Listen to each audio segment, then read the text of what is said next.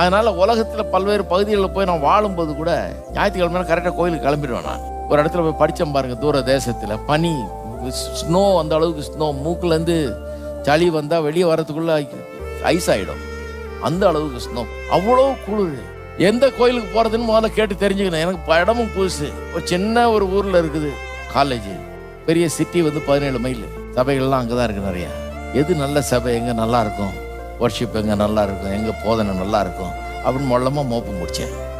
அதனால் போய் என்ன பண்ணேன், இந்த காரில் போகிறவன்ல கை காமி ஆரம்பித்தேன், யாராவது என்னை கூப்பிட்டு போங்க. நான் கண்டுபிடிச்சேன் ஒரு சர்ச் இருக்குதுன்னு. நிறுத்தி கேட்குறீங்க எந்த சர்ச்சுக்காக போகிறீங்கன்னு. ஒரு 4-5 பேரை கேட்டோன்னு ஒருத்தர் சொன்னால் நான் அங்கே தான் போகிறோம் வா ஏறிக்கான்னு.